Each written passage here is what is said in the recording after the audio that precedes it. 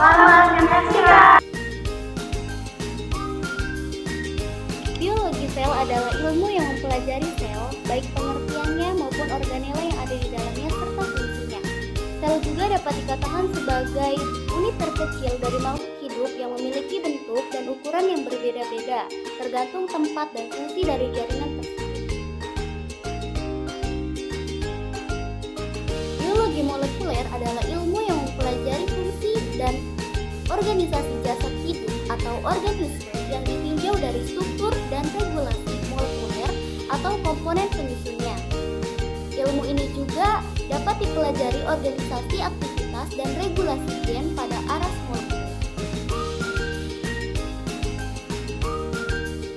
Ini saya akan menjelaskan tentang sejarah dan perkembangan sel. Robert Hooke 1635-1703 pertama kali memperkenalkan istilah sel yaitu selula, ruangan kecil yang kosong, dengan mengamati irisan gabus di bawah mikroskop. Yang kedua, Anthony van Leeuwenhoek 1632-1723 membuat mikroskop sederhana dan mengamati cairan setetes air kolam yang disebut animal cells, hewan kecil yang merupakan sel bakteri.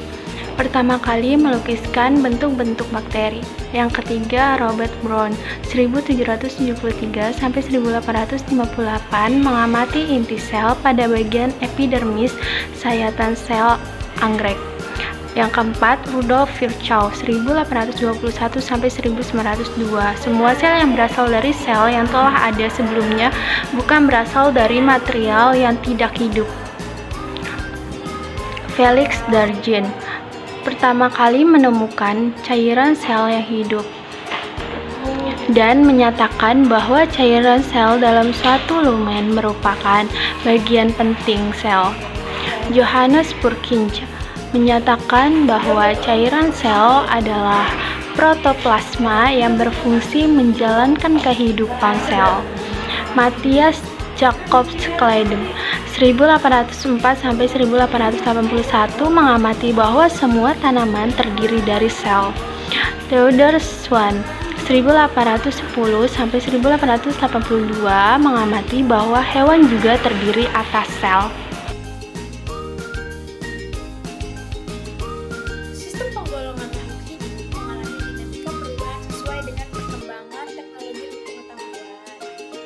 Perkembangan teknologi dan ilmu pengetahuan akan menghasilkan perkembangan data berupa karakter atau ciri-ciri suatu organisme yang digunakan pada para ahli taksonomi. Secara umum, dasar hidup dibagi dua, yaitu dasar hidup seluler dan dasar hidup non-seluler. Apa sih dasar hidup seluler? Jadi, dasar hidup seluler mempunyai satuan unit dasar berupa sel, misalnya bakteri atau tanaman hidup.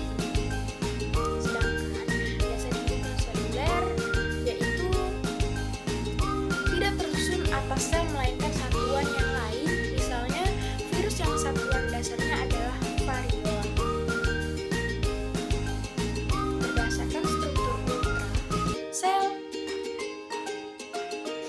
Berdasarkan struktur ultrasel, maka sel dapat digolongkan menjadi dua bagian, yaitu sel eukariot dan sel prokariot.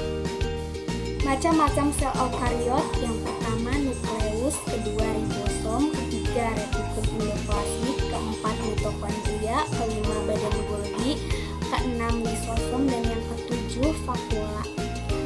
Sel prokariot contohnya itu yang pertama ada Halobacterium spp, kedua Lactobacillus burgarius, dan yang ketiga Cyanobacteria. Ciri-ciri prokariot itu apa sih? Pertama, terdapat dinding sel yang bahan dasarnya peptidoglycan, kombinasi antara protein dan karbohidrat. Yang kedua, membran sel berada di bagian-bagian dalam dinding sel tetapi di luar dari sitoplasma. Ketiga, DNA bentuknya sirkuler supercoil, terdapat di dalam sitoplasma tanpa adanya membran yang membungkus. Keempat, tidak dijumpai adanya nukleus tetapi nukleus. Yang kelima, tidak dijumpai retikulum endoplasma baik kasar maupun halus. Keenam, tidak dijumpai mitokondria maupun badan Golgi. Ketujuh, memiliki filin yang tersusun dari protein filin. Kedelapan, memiliki flagela tersusun dari protein flagellum.